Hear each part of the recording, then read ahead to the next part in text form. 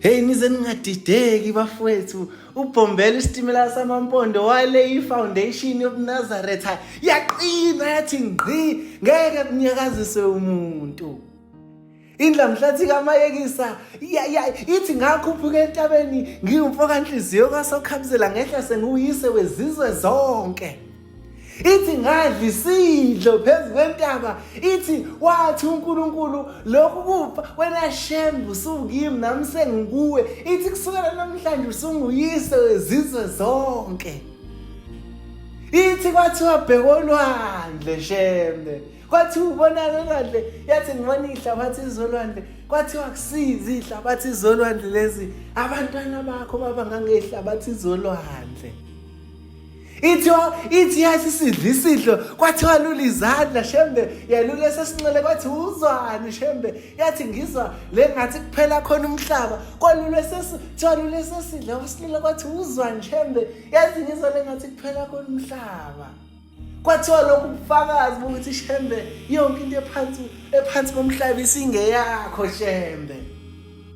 Uthi ngehle senguyise wezizwe zonke, ulimi lotshano, ulimi lwazo zonke izinto sengiluzwa. Ithi siseyinsukwini zokugcina indlamhlathi, njengoba sike sikhumbuzweni kuthiwa yabonakalile lodakeni indlamhlathi kaMayekisa, base yafika inkosi ilanga, ithi ngizizwe ngikhumbule ubaba ekuphakameni. Ithi yafika ekuphakameni kwathiwa akekho ehambile emzini waseThembe Tanda.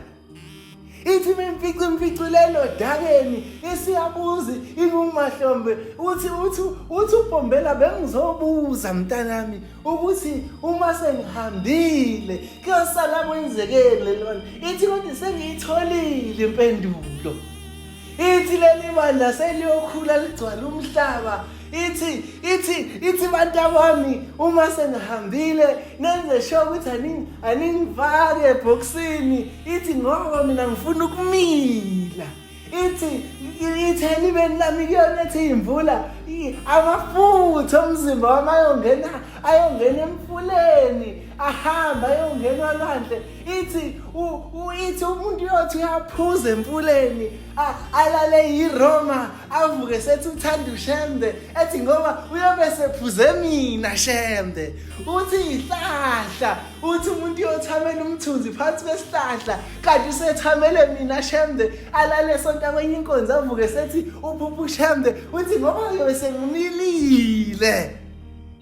Uthi mesehlabelela uthi vusa omunye endlini yakho, ahole abantu bakho, unike inhliziyo efana